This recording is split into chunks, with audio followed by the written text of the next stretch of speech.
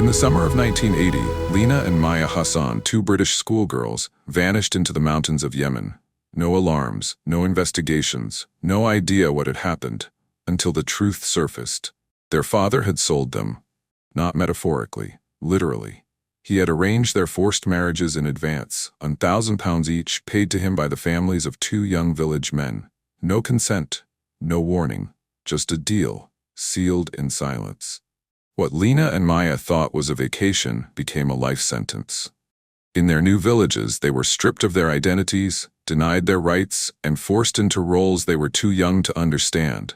Child brides, unpaid servants, voiceless mothers. They weren't kidnapped by strangers. They were betrayed by blood. One of them, Lena, would eventually escape after years of captivity, carrying the scars of childbirth, starvation, and silence.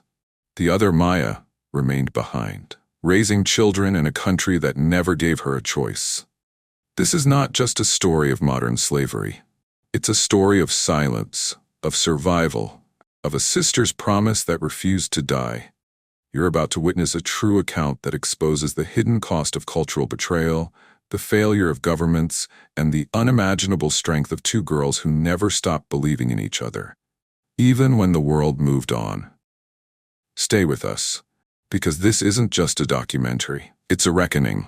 Welcome to the crime series. Before we begin, do us a quick favor. Drop your location and the time you're watching this in the comments. We want to know where you're tuning in from, because these stories matter everywhere. Like this video, subscribe, and turn on notifications so you never miss a case. This story was inspired by the real-life account of Zana Muhsen, a brave woman whose personal testimony shed light on the harsh realities of forced marriage and modern-day slavery. Zana's courage in telling her story and her relentless fight for her sister's freedom motivated the creation of this narrative. Her voice became a beacon for those who have endured similar silences and injustices. If you want to explore the true events in its entirety, we encourage you to read her powerful memoirs, Sold, by Zana Muhsen with Andrew Crofts, A Promise to Nadia by Zana Muhsen. These books offer a raw, first-hand account of what Zana and her sister lived through and the years-long struggle for justice, freedom, and healing. We express deep gratitude to Zana Muhsen for sharing her truth and for being the spark behind this work. In the heart of Birmingham, England, a city shaped by factories, immigrant dreams, and the quiet rhythms of working-class life, stood a modest home where a family once tried to find balance between two worlds. Rows of red brick terraced houses lined the street, each one holding its own tapestry of stories woven from migration, memory, and survival. Among them was the home of the Hasan family. Lina Hasan, born in 1965, was the elder daughter. A quiet observer, Lina had a sharp mind and a deeply reflective spirit. Her school teachers described her as serious, respectful, and bright. She read endlessly, books borrowed from the school library, scribbled poems in the margins of her notebooks, and dreamed of becoming a teacher. She often imagined standing at the front of a classroom, guiding students through the same books that had opened her own world. Maya Hasan, born in 1967, was Lina's younger sister. Where Lina was reserved, Maya was expressive. She filled silence with questions and laughter, and her creativity seemed endless. She drew every day, cartoons, animals, portraits of their mother, and taped her favorite songs from the radio, dancing across the living room with joyful abandon. Her energy was magnetic. In the stillness of their shared bedroom, the sisters built a private universe of secrets, stories, and whispered dreams. Their mother, Aisha, was English, fair-skinned, practical, and quietly strong. She had met Salim Hassan, a Yemeni man with charm and ambition in her youth. Their early years were warm, marked by shared goals and a willingness to bridge two cultures. But as time wore on, differences deepened. Salim's longing for Yemen grew stronger, while Aisha sought to root her family in British soil. Eventually, the bond between them weakened.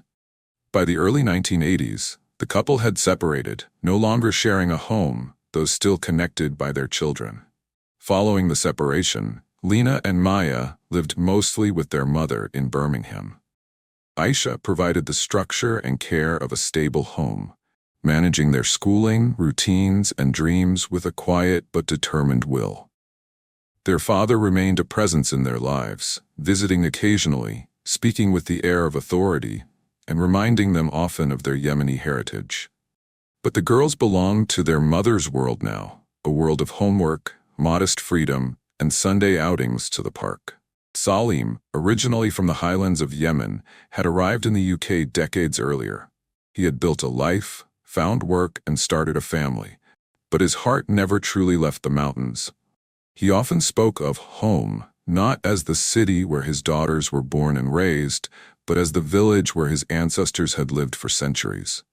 To him, Britain was a resting place, not a destination. There was an unspoken tension. Lena felt it most. She noticed how her father spoke to them in clipped tones, how he would grow quiet whenever the topic of Western values came up in the news. He disliked their genes, frowned at their school friends, and grew agitated at any mention of dating or independence. At first, Lena had chalked it up to generational differences, but as she got older, the unease deepened. Despite this, life moved in ordinary rhythms. The girls went to school, helped with chores, and spent weekends watching TV or walking to the nearby park. On Sundays, their mother would braid their hair while listening to the radio, and on special occasions, they would go to the local library or market together. It wasn't a perfect life, but it was familiar, manageable, and safe. Until, slowly, the narrative began to shift. Salim started speaking more frequently about Yemen. He told stories of his youth, of simple lives lived in stone houses, of weddings celebrated with music and color, of families untouched by the complications of Western life. He spoke in poetic tones with a nostalgic gleam in his eyes. To Lina and Maya, these stories sounded like folk tales, far away, almost unreal. But then he started framing those stories differently. "You girls need to understand your roots," he said one evening as they sat around the dinner table. "You are not just British, you are Yemeni, and soon you'll see what that really means." Neither Lena nor Maya knew what to make of it. They nodded politely. In the months that followed, Salim's behavior grew more secretive. He made phone calls in Arabic behind closed doors. He spoke in hushed tones with relatives, his face stern, his voice low. He began referring to a summer holiday, to Yemen, a trip he insisted would be good for the girls, an opportunity to meet family, to connect with their culture. A rite of passage. Aisha was wary. She had never been to Yemen. She had heard only pieces of Salim's life there, and didn't fully trust his intentions. But Salim insisted. It would be a short visit, just a few weeks. The girls would return before school resumed. He played the role of a father, reconnecting his daughters with their heritage. And despite her doubts, Aisha eventually allowed them to go. What neither Aisha nor the girls knew was that Salim had remarried in Yemen. His second wife, Fatima, lived in a rural village in the northern highlands. Salim had maintained this second household for years, visiting frequently and embedding himself deeper into the customs of his birthplace. The girls had never met Fatima. Her name was rarely mentioned in their presence, and her existence was quietly tucked away from their British life. But it was in that hidden corner of his world that Salim had arranged the next chapter of their lives. Without consent, without explanation. Neither Lena nor Maya suspected what was truly planned. They packed their bags with casual joy. Sundresses, sandals, a sketch pad for Maya, a stack of notebooks for Lena. Their mother braided their hair the night before they left. She hugged them tightly, smiled through the unease, and reminded them to write. She stood in the doorway and waved as they climbed into the car. It would be years before she saw them again. What they didn't know was that their father had received £1,000 per daughter as a bride price or dowry, paid to him by the families they were married to. At the airport, he hugged them firmly, whispering, "You'll be fine. You're going to love it there." His eyes didn't betray the truth. There were no signs that the girls were being sent into a trap. When the plane lifted off from Heathrow, the sisters stared out the window, imagining dusty roads, wild donkeys, unfamiliar fruits, and starry skies. They spoke about the stories they'd bring back, the cousins they'd meet, the Arabic words they'd learn. The idea that this journey would redefine their lives, strip them of autonomy, and bind them to a future not of their choosing, was unthinkable. When Lina Hasan and her younger sister Maya stepped off the aircraft in Sana'a, Yemen, the air was thick with desert heat, dust, and the unknown. It was Lina's first time outside of England. For Maya, it was the first time on a plane. At the airport, no one they recognized was there to greet them. Two unfamiliar men stood at the exit, holding handwritten signs with their names. The men did not speak English, and the girls knew only fragments of Arabic. Lena felt the first tug of anxiety when the men grabbed their luggage without asking and signaled for them to follow. There was no phone call to their father, no hotel, no check-in. The drive out of the capital began uneventfully. At first they passed modest homes, roadside stalls, and the occasional child running barefoot along the path. But the buildings thinned out as the car sped farther away. The landscape hardened. Asphalt roads gave way to gravel paths. Vegetation grew scarce. Mountains rose in the distance like silent sentinels. 4 hours passed. The girls grew thirsty, hungry, tired. Still, no one spoke to them. As dusk fell, the car split from the main path and climbed a rocky incline toward a cluster of stone homes nestled into the hillside. There were no streetlights, no power lines, no signs of the modern world. Lena turned to Maya and whispered, "Something doesn't feel right." Maya didn't respond. She just stared ahead, clutching the handle of her seat like a lifeline. When they reached the top, the driver gestured for Lena to get out. "Maya stays?" he muttered in broken English. Lena froze. No, we're supposed to be together." But her protests were ignored. A woman emerged from a doorway and gently but firmly took Lena by the arm and led her inside. The door closed behind them. The car drove off, Maya still inside, watching her sister disappear into a darkened home. That night, Lena sat on a thin mat in a small, windowless room. Her suitcase was taken. Her passport vanished. No one explained anything. She was given traditional Yemeni clothing, a black abaya and headscarf, and a bowl of spiced rice she couldn't eat. When she asked to call her mother, the women laughed. When she demanded to see Maya, the answer was Bukra. But tomorrow never came. Meanwhile, Maya was driven to a different village an hour away. When she arrived at her new home, she was met by a teenage boy, no older than 17, who would later be introduced as her husband. He did not ask her name. He did not smile. He simply turned and walked into the house, expecting her to follow. Maya sat in silence, afraid to speak, afraid to cry. Back in her village, Lena spent the next few days trying to understand what had happened. A local girl whispered the word zawai, marriage. Others giggled when she protested. She was told to cook, to clean, to obey. Her host family treated her like property. Her questions were ignored or brushed off. Her tears were met with indifference. There were no streets, no police, no embassies. The village was bound by its own laws. Centuries-old customs where women had no voice, no autonomy, and certainly no right to refuse marriage once arranged. And that's when it sank in. She had not been sent on a holiday. She had been given away. Somewhere beyond the next ridge, Maya was experiencing the same. The mountains that had looked so majestic from the car now felt like prison walls. Walls that muffled their screams, buried their hope, and kept the outside world far, far away. There were no doors on the mud house Lena now lived in. Not figuratively, literally. Just a torn cloth hung over the entrance, swaying limply in the dry desert wind. Privacy, like freedom, was a distant concept. Something she remembered from her life back in Birmingham but had no access to now. The mornings in the mountain village began before dawn. Before the sun even touched the earth, Lena was jolted awake by the shrill crowing of roosters and the heavy thud of footsteps outside. Her new home had no electricity, no running water, and no walls thick enough to contain the voices that dictated her every move. A world away from her school uniform and city buses, she now wrapped herself in layers of cloth and obeyed instructions she barely understood, spoken in dialects she hadn't been taught, by people who treated her with either cold indifference or outright disdain. She had no passport, no phone, and no idea where she was on the map. Her father had disappeared from her life the moment the transaction was complete.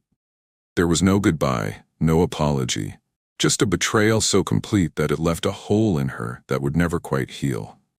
Her husband was not an old man, but a teenage boy, around her age, possibly a few years older. Yet despite the closeness in age, he had been raised in a world where girls were expected to obey without question. He treated her more like livestock than a partner. She was expected to cook, clean, obey, and bear children. Resistance earned her slaps. Silence earned her suspicion. Her cries meant nothing here. In this isolated village, Lena wasn't a British citizen. She was a possession, and possessions don't have rights. The physical labor broke her spirit slowly. She hauled water in jerry cans larger than her frame, washed clothes on stone slabs until her hands bled, and was often the last to eat, if anything was left. Her body began to change, partly from the harsh sun and poor diet, and partly from the stress that coiled in her chest like a snake. She grew thin, quiet, and guarded. She stopped dreaming. Hope was dangerous in a place like this. There was no school to attend, no one to ask about her GCSEs, no newspapers, no radio, not even the luxury of reading. She hadn't held a pen since she landed. Her name was rarely spoken. She became the girl, the foreigner, the stubborn wife.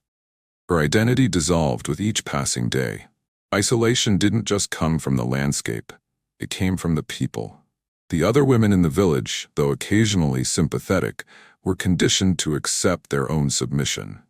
They had grown up under the same rules Lena now struggled against. To them, she was unlucky, perhaps even cursed, but not unjustly treated. They warned her gently. Don't cry too loud, don't disobey too openly, don't hope too much. Sometimes, Lena would climb a rocky slope behind the house just to breathe. From that height, she could see the vast emptiness stretch into the horizon, an ocean of sand, stone, and silence. It made her feel both utterly small and stubbornly alive. She would sit there, clutching the memory of her mother's voice, the hum of traffic outside their Birmingham flat, and the way her school friends would giggle about crushes and pop stars. That world felt like a dream now, flickering and far away. But even dreams were dangerous.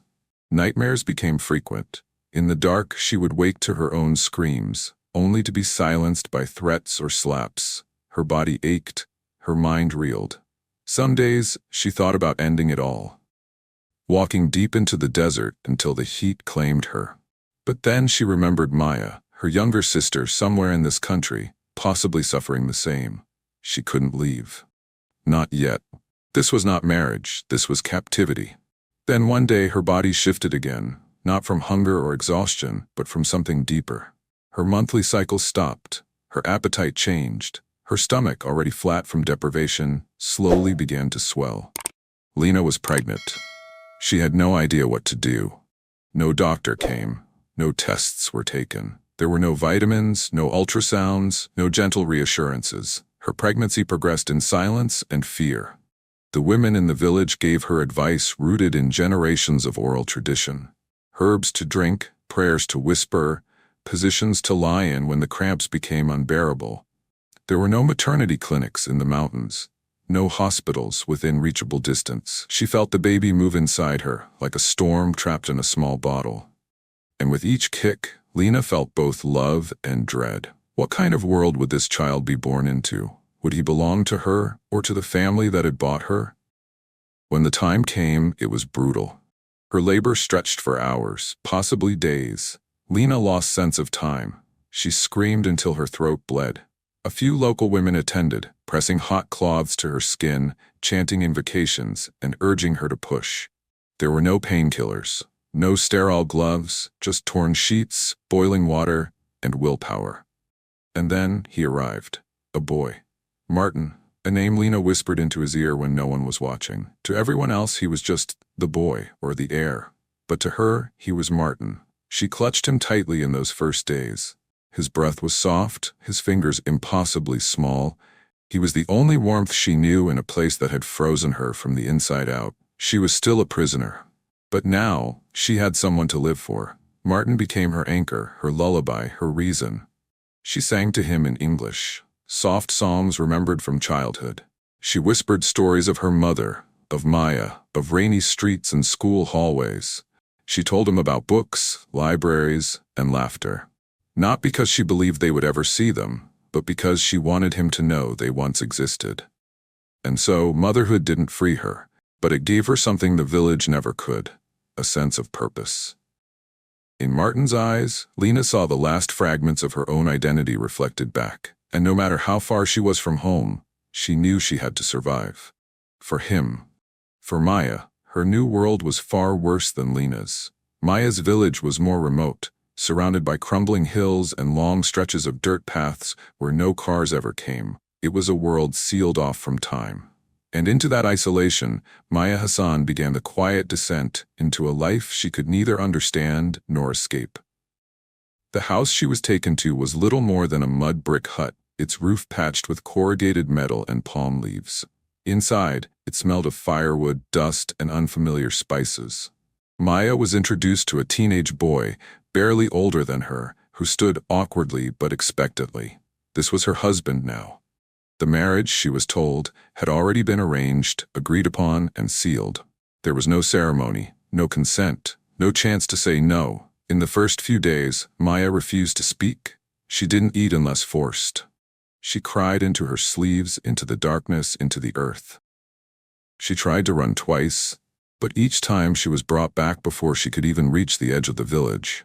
Her pleas for help were met with confusion or laughter. The villagers didn't see anything wrong. To them, this was normal, expected. Her tears were not evidence of injustice but signs of immaturity. The teenage boy she had been married to was not violent, but he was distant, unemotional, and firm. He believed, like everyone around him, that she was now his responsibility and his possession. He never asked her how she felt. He never questioned whether she wanted to be there. He simply expected her to adjust. And eventually, she did. The isolation was profound. There were no other girls her age, only women who were already mothers, already worn thin by years of work and silence. They were not unkind, but they were resigned. Their eyes said, "Don't fight what cannot be changed." Maya missed everything she had once taken for granted. Her school, her books, the laughter she shared with Lena, the warm scent of their mother's cooking, the feeling of being loved for who she was. Days became routines, waking before dawn to fetch water, grinding grain, preparing meals she didn't know how to cook, enduring heat that made her dizzy, and taking commands from strangers. Her hands grew calloused, her voice smaller. Every night, she stared at the cracked ceiling and whispered Lena's name like a prayer, hoping her sister was alive, hoping she would find her, hoping someone, anyone, still remembered them in England.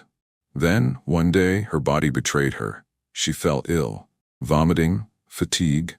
A midwife in the village came to check her and smiled knowingly.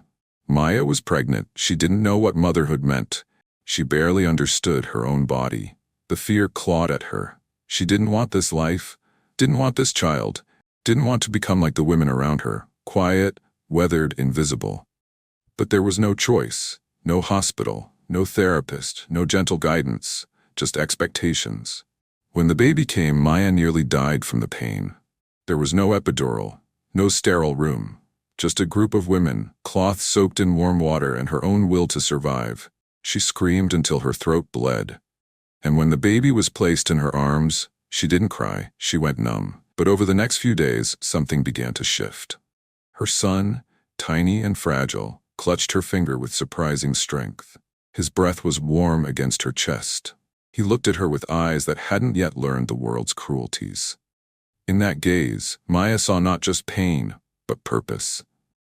Motherhood anchored her. It didn't free her, it never could, but it gave her a reason to endure. Her identity, which had been stripped away so violently, began to reassemble itself in fragments. Not as a wife, but as a mother. Her days were still filled with exhaustion, with submission, with silence, but also with the rhythm of lullabies, of small smiles, of soft coos. Then, before her first child could even speak, Maya became pregnant again. There was no announcement, no celebration, just the quiet resignation that her body was once again not her own. The second pregnancy was even harder. Her body, still recovering from the first, trembled under the new weight. Food was scarce. Rest was impossible. She worked through morning sickness, through swelling, through faint spells that made her vision blur. By the time the second baby arrived, Maya's spirit had thinned like her frame. The labor was long and grueling. She screamed again, this time more from terror than pain. She thought she would die, but she didn't. Another baby boy. No one asked her what to name him. They called him what the family had already decided. But in her heart, she called him Samir. So now there were two. Her sons, Tariq and Samir, named by tradition, but loved by a mother who clung to them like lifelines. She nursed them both with cracked hands and whispered dreams. She sang to them in half-forgotten English. She told them stories of Birmingham, of rain, of buses and parks and radios. They didn't understand her words, but they felt her warmth. Maya was still a captive. Her world had not changed, but she had. Because now, in the eyes of two little boys who saw her not as a wife or a possession, but simply as mama, she found a reason to live, to fight, and to hope. The silence of captivity was unbearable. But silence, Lena learned, could be broken without shouting. She didn't need to scream. She needed to be heard. What she lacked in freedom, she made up for in determination. The people around her believed she had been absorbed into village life, a teenage wife resigned to fate. She cooked, cleaned, fetched water, and obeyed. On the surface, she blended in, but underneath that surface, her spirit never rested. Her first attempt at writing came 6 months into her captivity. It was a market day. Her husband and his family were busy bartering and preparing for the weekly sale of crops. Lena spotted a torn exercise book, half buried in the corner of a storage room.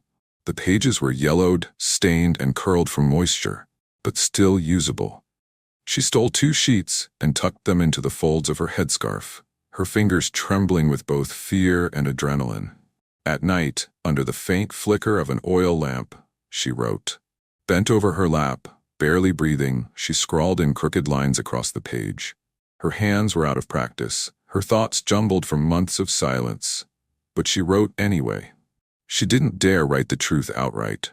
If caught, the consequences could be brutal. Instead, she wrote in code, phrases only her mother would recognize. I miss walking to school in the cold. I haven't read a book in so long. Tell Auntie that I still wear the bracelet she gave me. Maya isn't nearby, but I think of her every day. Sometimes I dream of the fish and chips shop on Soho Road. Each line carried weight. In their simplicity lived desperation. She signed it with her old nickname, one only her mother used in private, and carefully folded the paper.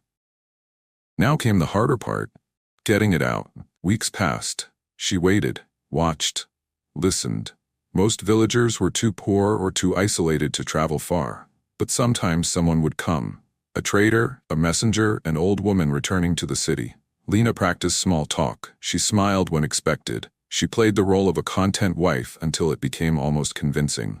Then one morning, opportunity came dressed in a dusty robe. A traveling vendor, a boy no older than 17, stopped by the house with bolts of fabric and packets of tea. As the women gathered to haggle, Lena slipped the folded paper into the vendor's satchel. She had written a fake name on the front with a real address, her mother's. The risk was enormous, but she had nothing left to lose. That night, she cried. Not from fear, but from the fragile flicker of hope. She continued to write. Every few months she tried again. Different couriers, different stories. Sometimes she'd pretend the letters were shopping lists. Other times she'd ask women to pass them along, spinning tales of cousins in the capital. Most of the letters likely never made it. Some were probably discarded, others burned. She never got a reply. But she kept writing. She kept believing. Her mother, already suspicious, had been asking questions. The calls to Yemen had grown colder, more evasive. Until one day, far across the sea, a woman in Birmingham opened her post and froze. It was just an envelope. No return address. No familiar handwriting. But something made her pause. She opened it slowly, and there it was, her daughter's voice. It wasn't the words, it was the rhythm, the way Lena had described missing school. The odd reference to Birmingham. the absence of detail that screamed everything. A cold chill ran down the mother's spine. She sat still for a long time, letter clutched in her hands, lips trembling. Then she picked up the phone. That single letter became a spark. Calls were made, first to family, then to authorities, then to journalists. My daughter, she told them. She was taken. She's still alive. What had begun in silence was now moving in whispers. British consular staff were contacted. Journalists started asking questions. Rumors of 2 British girls being held against their will in Yemen began to surface in quiet conversations, then newspaper backrooms, and soon, public headlines. Lena didn't know yet. She had no way of knowing. But the ground beneath her life was starting to shift. If this story has moved you, even just a little, don't scroll away. Forced marriage and modern slavery aren't just distant problems. They're real. They're happening now, and they often begin in silence. Pause. Share this video. Let someone else learn what you've just discovered. Support organizations working to protect girls and women trapped by custom, culture, or control. Drop a comment. Speak their names. Be a voice for the voiceless. Because sometimes just watching isn't enough. Back in the village, she wrote another letter. A new one. Her handwriting was a little steadier this time. The words are a little more certain. She still couldn't say everything, but she wrote one final line that meant everything. Tell her I'm not forgotten. Tell her I'm waiting. The local member of parliament listened, shocked into silence. Forced marriage was not new to the UK, but this was different. British citizens, minors, tricked by their own father and held abroad. It wasn't just a family issue. It was international. Soon, a journalist from a small Midlands paper picked up the story. At first, it ran as a tucked-away feature, just a few paragraphs long. But it struck a nerve. Within hours of hitting the stands, the calls started pouring in. And by the next morning, it was everywhere. British girls trapped in Yemen after forced marriage. Teenage bride begs for rescue. Birmingham sisters betrayed by father. The headlines multiplied. From The Guardian to the Daily Mail, from BBC Radio to international news outlets, the media seized the story with fervor. The public was stunned. Many for the first time confronted with the idea that forced marriage and modern slavery could reach so deeply into British homes. Talk shows debated the ethics, activists appeared on primetime television, politicians condemned the act. Human rights groups issued statements, and survivors from similar experiences began reaching out, writing letters, sending messages saying, "She speaks for us." Lena's face became symbolic. Though no photo was yet released, her name became a rallying cry in activist circles and women's rights forums. The phrase, modern-day slavery, appeared in headlines and interviews, provocative, deliberate, and impossible to ignore. For the first time in her life, Lena was being seen, heard. Not in the village where she still cooked over fire and fetched water, but in the world she'd left behind. She had no idea the BBC had mentioned her. No clue that MPs were demanding intervention. No knowledge that her story had sparked petitions, diplomatic calls, and public fury. But things were moving. Her mother, once powerless, was suddenly surrounded by journalists. Cameras flashed outside their small Birmingham home. Neighbors watched as a quiet family tragedy unfolded under the harsh light of public attention. The father was tracked down. He offered excuses, then silence. Eventually, he vanished from public view. But the questions remained. Why had he done it? How could he sell his own daughters?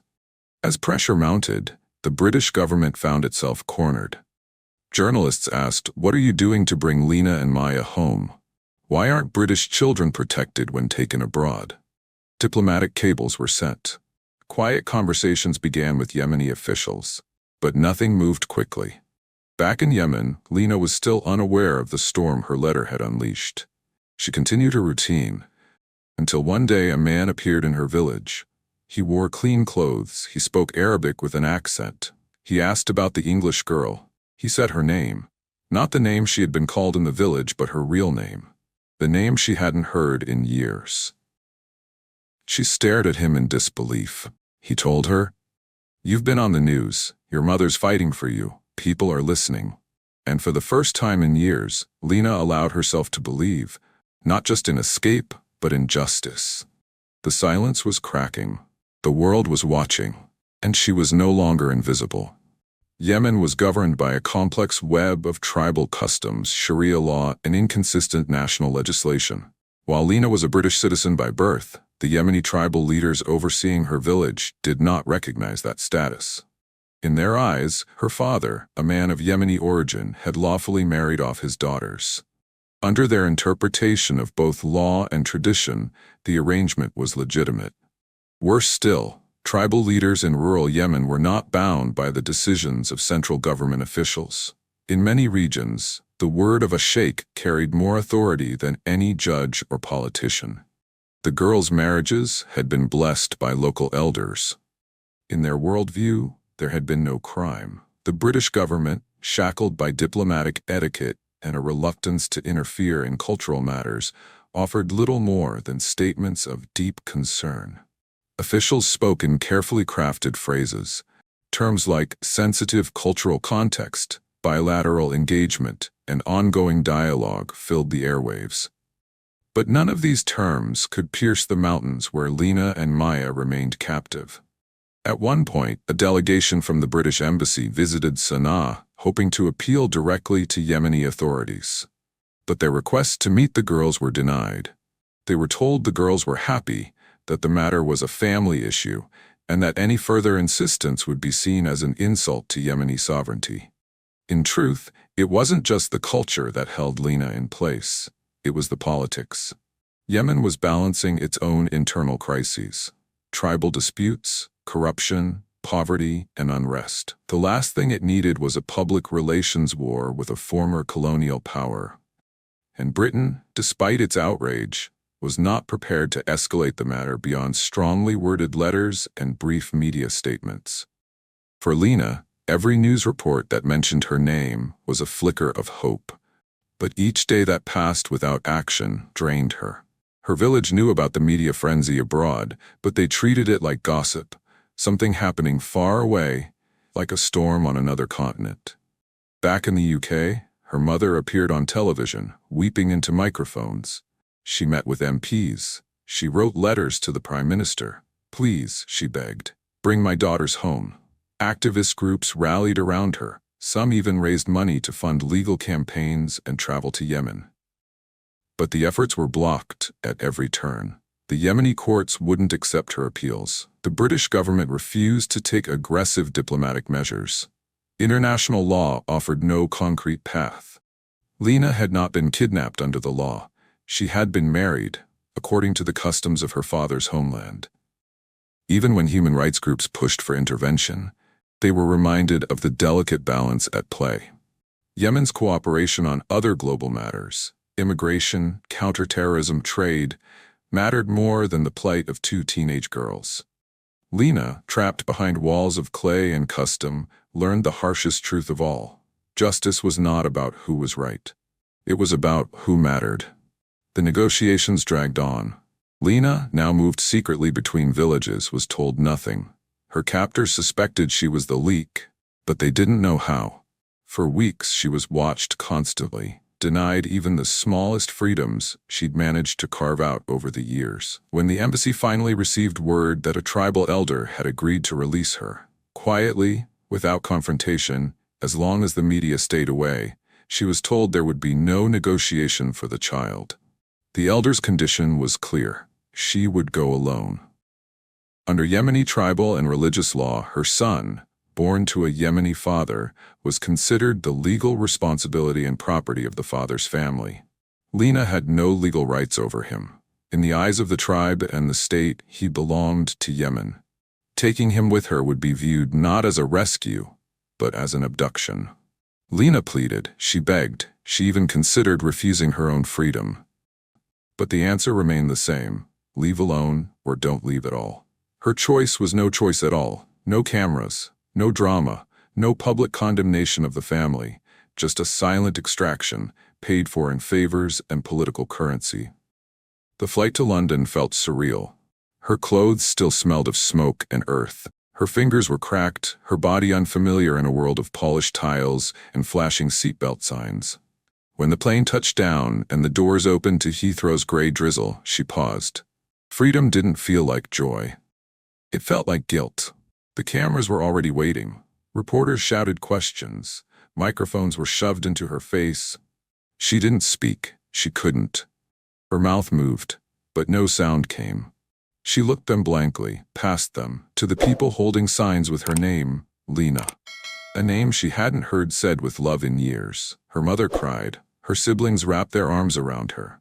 Her body was home, but her spirit remained suspended, somewhere in the hills of Yemen, beside the child she left behind, because Maya was still there, still in that dusty room, still carrying water, still holding a baby, still hoping for a rescue that Lena wasn't sure would ever come.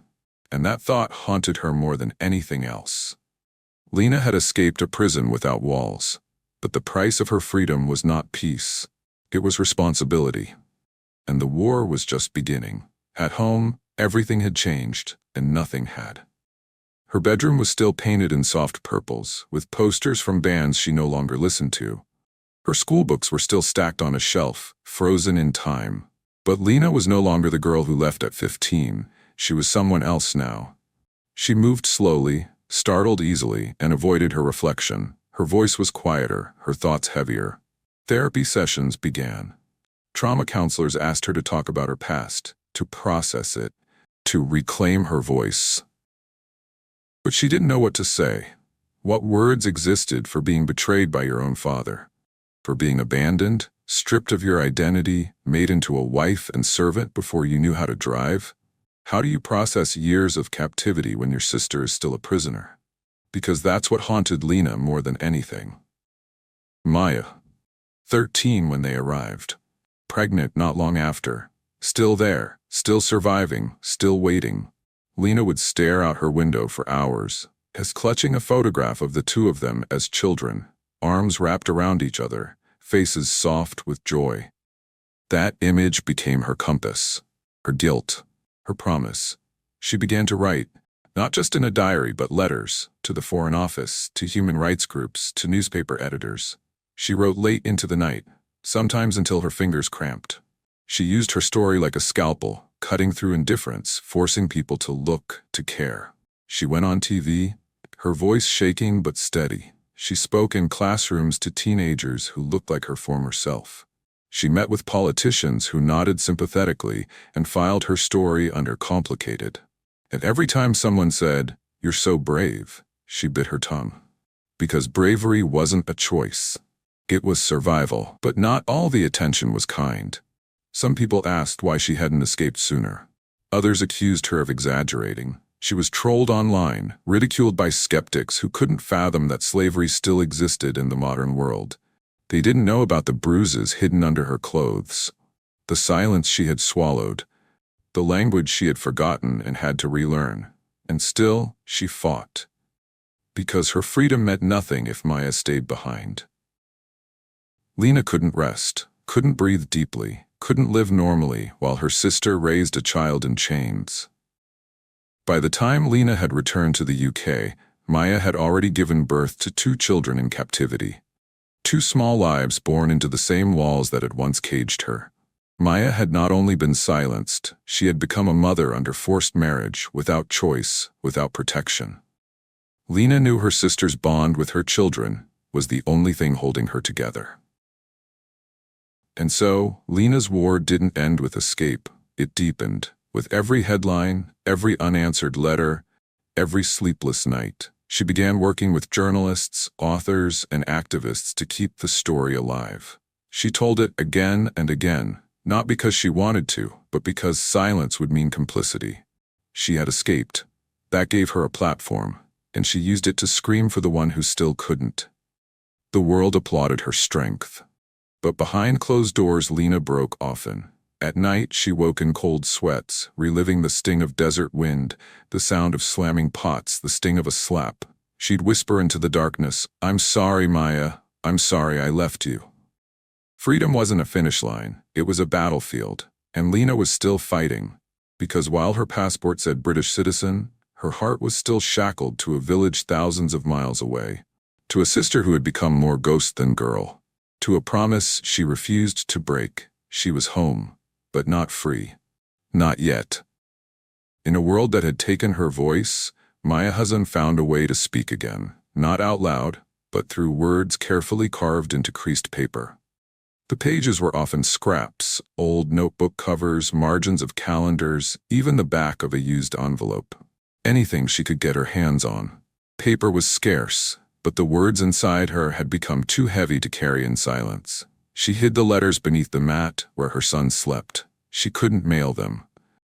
There was no postman in the village, no mailbox, no street names, just dust paths and verbal messages carried by travelers. And yet, she wrote as if someone would find them one day. As if Lena was on the other end, waiting.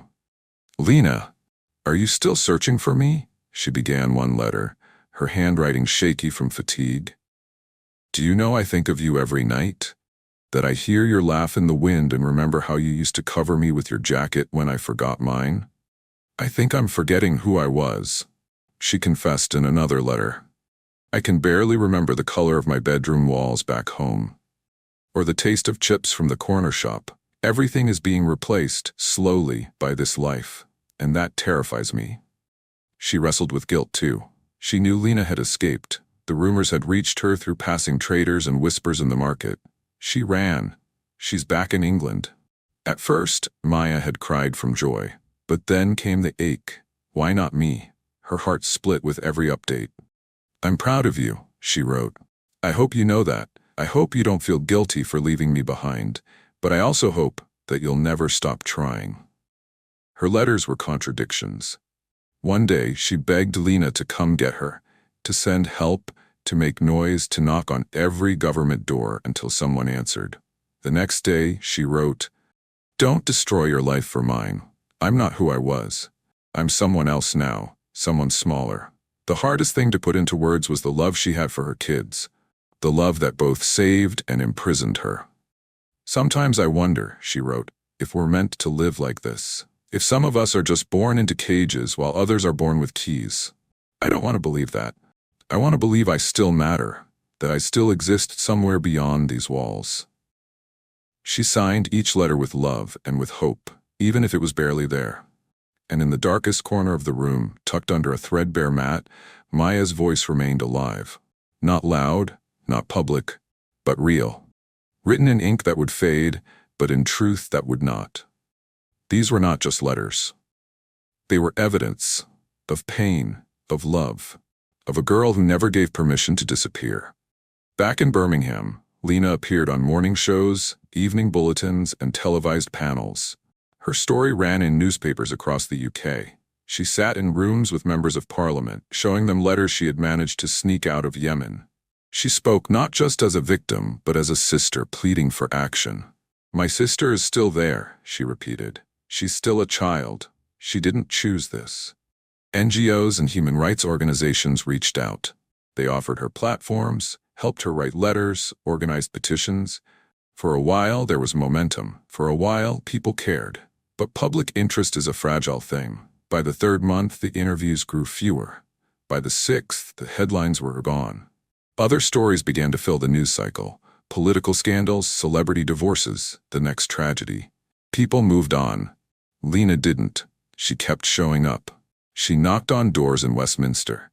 She wrote to ministers, ambassadors, diplomats. Some responded with sympathy, others with silence. "It's complicated," they would say. "Yemen's laws are different. Tribal areas are difficult to access. We're trying." But Lena had lived that complication. She had breathed that silence. She knew what was at stake. The emotional toll began to wear her down. She stopped sleeping. She lost weight. Some days, she wondered if the fight was changing anything. The guilt haunted her. She had made it out, but Maya hadn't.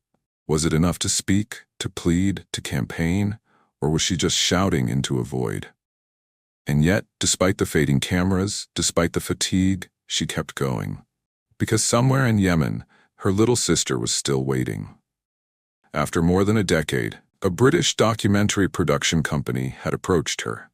They wanted to tell her full story, both past and present. But more than that, they wanted to help her try again. Try to reach Maya, try to bring her back, or at the very least, to see her one more time, to hold her hand, to let her know she was never forgotten. Lena hesitated at first, not because she didn't want to go, but because hope had become something dangerous. Every attempt in the past had ended in failure: lost letters, unanswered calls, stalled diplomatic efforts. But this time was different. This time, the world would be watching. The film crew included seasoned journalists, translators, security consultants, and legal experts. They mapped out the journey: fly to Sana'a, drive to the regional district where Maya was last known to live, and document everything. Lena would speak to tribal leaders, petition local authorities, and use her British citizenship as leverage. They would film it all, for public record and personal history. She packed a suitcase with quiet care: modest clothes, Arabic translations of legal documents, a worn photo of her and Maya as girls, and a gift, a tiny stuffed toy her sister had once loved. Her heart pulsed with anxiety. She hadn't seen Maya's face in years. What if she'd changed beyond recognition? What if she refused to see her? What if she wasn't even alive? As departure day neared, the team finalized permissions. Yemeni contacts confirmed logistics. The embassy issued preliminary support letters. Everything was moving forward until it wasn't. 2 days before their scheduled flight, Lena received a call from one of the legal advisors in the production team. His voice was grim. "The Yemeni authorities have blocked your visa. No explanation provided. The crew's application has also been declined." She thought she'd misheard. Blocked? After everything? They tried again, through alternate channels, through backdoor diplomacy, even through a former MP who had worked on similar cases. But the answer remained the same: entry not permitted. For security reasons. Behind those words were unspoken truths. Lena was no longer just a survivor, she was a symbol. Her return threatened not only tribal reputation, but the carefully guarded silence that allowed such marriages to continue. Conservative factions viewed her as a destabilizing force, an outsider airing dirty laundry. Her presence was dangerous, and the presence of cameras? Unforgivable. The crew was devastated. So were the human rights advocates who had backed the mission. But no one was more crushed than Lena. On the morning of the cancelled flight, she stood outside Heathrow Terminal 4, suitcase in hand, watching the planes she wouldn't board ascend into the gray sky. She didn't cry. She just stood there, letting the cold bite into her skin, numb and unmoving. This denial wasn't the end, but it was a brutal reminder. The world still had places where truth was treated like a threat, and a woman's longing for her sister was treated as rebellion. Lena returned home empty-handed, but not silent. She went public. She released a press statement condemning the obstruction. She shared every letter Maya had written over the years, some hidden in the seams of cloth, others smuggled through third parties. She gave interviews where she read aloud her sister's words about the loneliness, the silence, and the children who had become her only reason for breathing. "The Yemeni government has denied me entry," she said into the camera, her voice clear, unwavering. "But they cannot deny me my story, and they cannot deny Maya her humanity." She called on global leaders to condemn the denial. She wrote to every major media outlet, and slowly, public support reignited. Her story was no longer just a past trauma, it was a present fight. But this all changed with a letter. It came on a wet morning in London, slipped through the letterbox like a whisper from another life. There was no return address, no markings to suggest urgency. Just a thick, padded envelope slightly crushed at the corners, resting on the cold floor tiles of Lena's flat. The postmark was faint, partially smudged by rain. It could have been junk mail, a newsletter, another forgotten inquiry from a journalist chasing a headline too late. But when she picked it up, she felt something shift. The weight of it was wrong. Heavy but not bulky, familiar but distant, as if the past itself had been sealed inside and mailed across continents. She took it to the kitchen and opened it with trembling hands. Inside were letters, dozens of them, each one folded tightly, some double-sealed in other envelopes, others wrapped in scraps of fabric like offerings. The paper was aged, yellowed, stained in places, the edges curling like dried petals. Some were written in Arabic, others in English. Most were in Maya's handwriting. Lena stared at them. For a long time, she couldn't move. Then, slowly, as if peeling back time, she began to read. The first letter began simply, "Lena, my sister. If you are reading this, someone has finally kept their promise." The handwriting was shaky, the ink smudged in places, by fingers or by tears. It had been years since Lena had last seen Maya's handwriting. Now here it was, flooding her hands, her eyes, her heart. Maya had written everything, not just once. Not in a single outburst of desperation, but across years.